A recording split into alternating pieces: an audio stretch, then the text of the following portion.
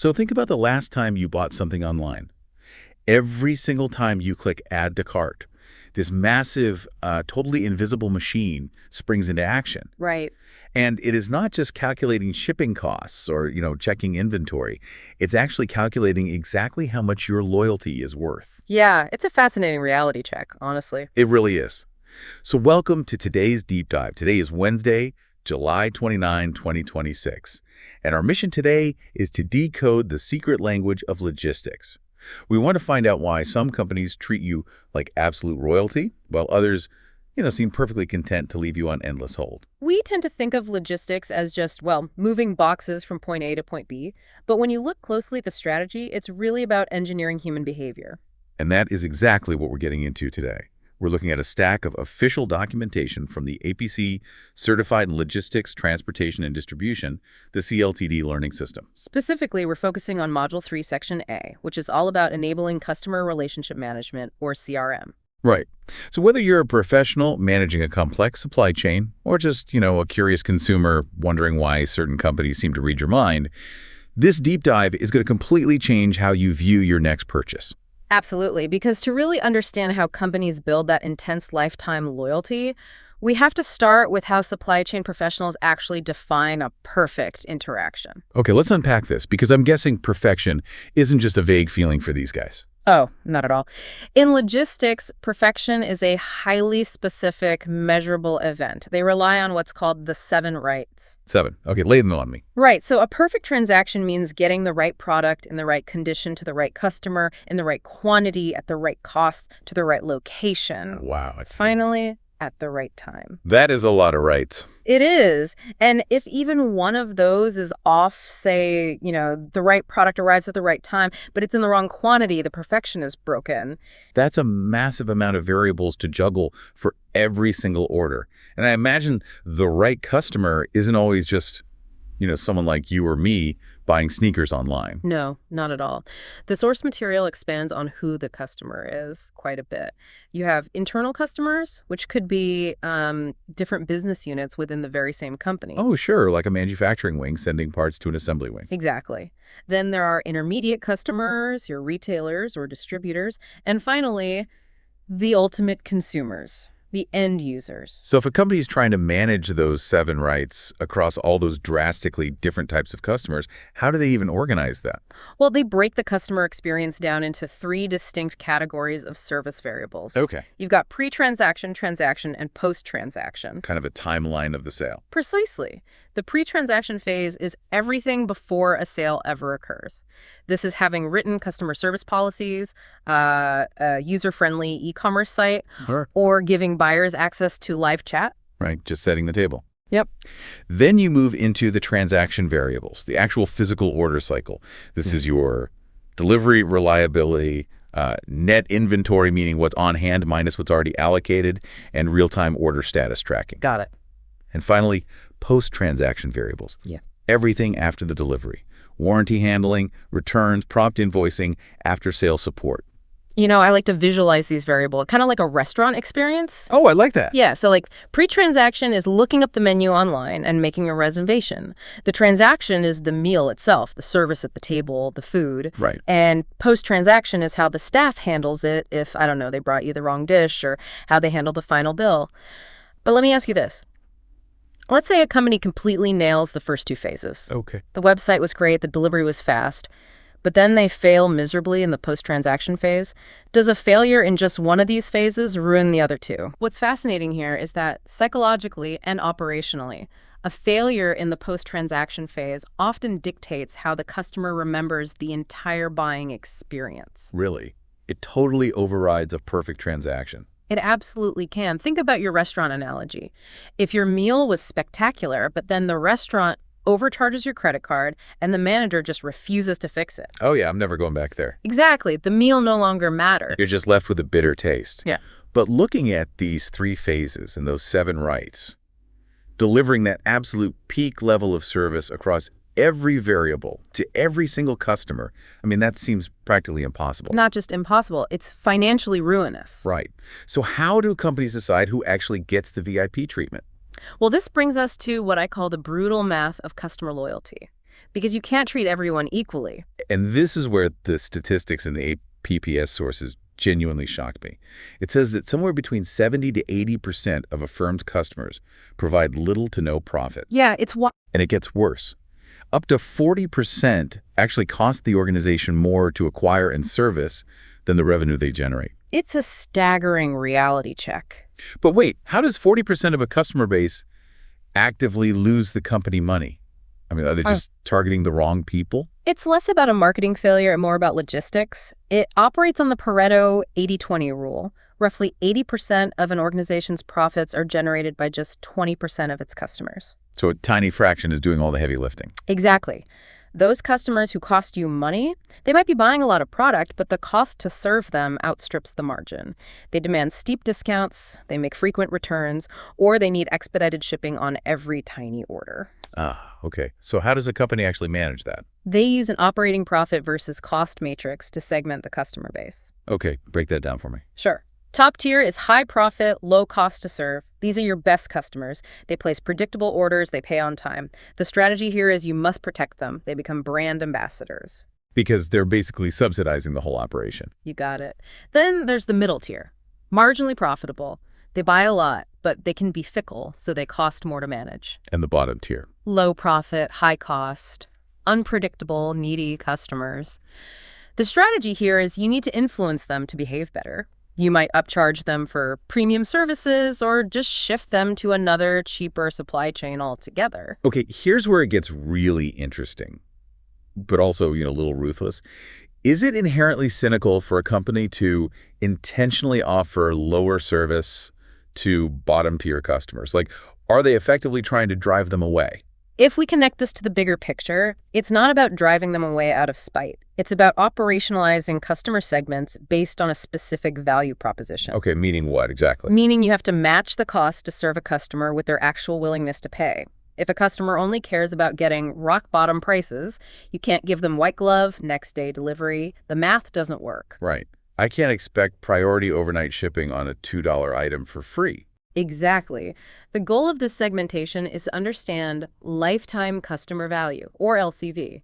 It's the net present value of all future profits attributed to the entire relationship with that customer. So they're playing the long game. Very much so. Okay, so once a company knows who their most profitable VIPs are, how do they systematically build that long-term relationship without, blowing their entire budget? They use a 6-step CRM process. 6 steps. All right, walk me through them. Step 1 is basic. Develop a comprehensive customer database. Got to know who they are. Right. Step 2 is sorting those customers into those profitability tiers we just talked about. But wait, figuring out actual profitability has to be harder than just looking at the sales numbers, right? Oh, much harder. The sources highlight using methods like activity-based costing, or ABC. This estimates the operating profit contribution by assigning costs to the actual activities required to serve them. So instead of just the product cost is factoring in the logistics of it. Exactly. How many customer service calls did they make? How many separate invoices had to be generated? Ah, so a customer who buys $10,000 of stuff in one clean order is way more profitable than someone who buys $10,000 but needs 20 separate shipments and 50 support calls. Bingo. Activity-based costing reveals that hidden drain. Okay, so that's step 2. What's step 3? Step 3 is determining the service levels for those tiers. And companies generally have 3 options here. Which are? Custom and tiered, standard and tiered, and standard and not tiered. Okay, standard and not tiered sounds like everyone gets the exact same thing. Right. Same product, same service. It's easy to manage, but it's high risk because your top VIP customers don't feel special. They might leave. That makes sense. What about custom and tiered? Highly tailored, amazing for the VIPs, but incredibly complex and expensive for the company to maintain. Which leaves standard and tiered. Yes, the most common approach.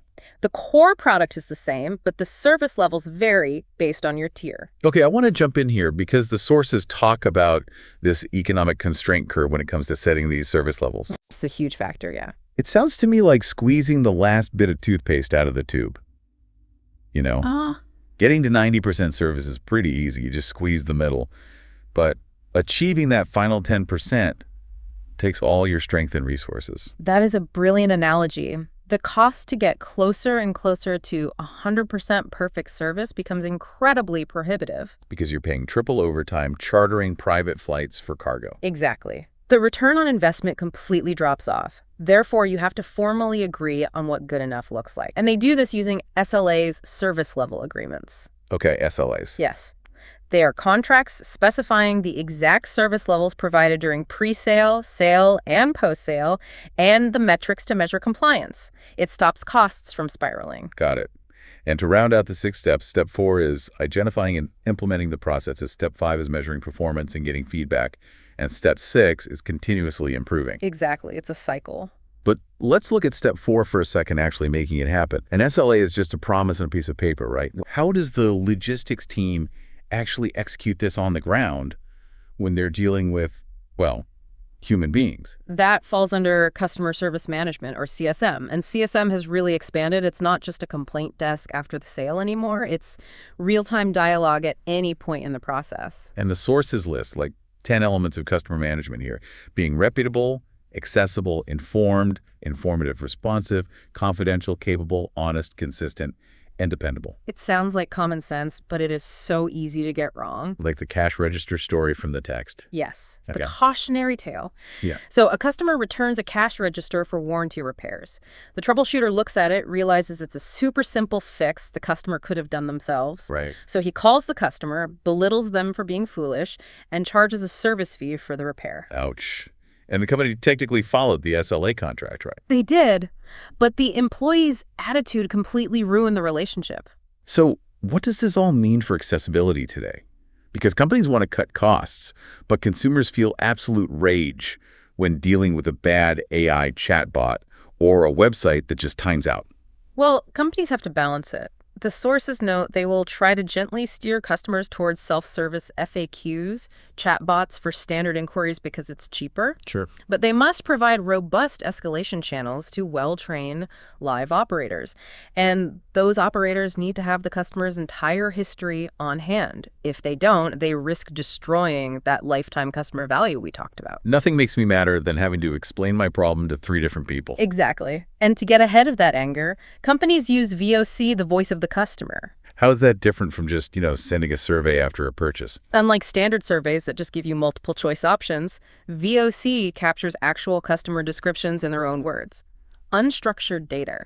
It helps companies anticipate what customers will want next before they even ask. So to make sure those live operators and delivery trucks are actually fulfilling this whole strategy, the company has to meticulously keep score. Oh, absolutely. Metrics are everything. Let's talk about performance metrics. What are they looking at? The big one is the customer service ratio, often called the fill rate. It's a measure of delivery performance, usually the percentage of items or dollars shipped on schedule compared to the total ordered. Okay, so did we ship what they paid for? What else? Stock out frequency, and it's not just did we run out, it measures the percentage of items out of stock, the average age of those stockouts, and the time it takes to recover. That makes sense. And then there's lead time. Right. Lead time monitoring. Now, normally I just think of lead time as how many days until my package arrives, but the text breaks it down into 4 components. Yes. First is speed of performance, the elapsed time from order to delivery. Second is consistency, the variance in those lead times. Third is flexibility, the ability to handle unusual requests or disruptions. And fourth is malfunction recovery, the average time from a breakdown to getting back on track. Okay, looking at those 4, I made a really counterintuitive observation based on the text. Oh. I would have thought speed is everything, right? We all want the same day delivery. But the sources actually say consistency is more important. As a customer, it's actually better to reliably get something in 5 days every single time than to randomly get it in 2 days once and 10 days the next. This raises an important question, and it's a great observation. Why is consistency more valuable? It all comes down to safety stock. Right. Explain how that works for a B2B buyer. So high variability, not knowing if parts arrive in 2 days or 10 days, forces B2B buyers to hold expensive safety stock inventory just in case a shipment is late. And holding inventory costs money, space, insurance. Exactly. It hurts their bottom line. Therefore, consistency builds trust. If they know it's always exactly 5 days, they can reduce their safety stock. That consistent service provides actual financial value to them. Wow.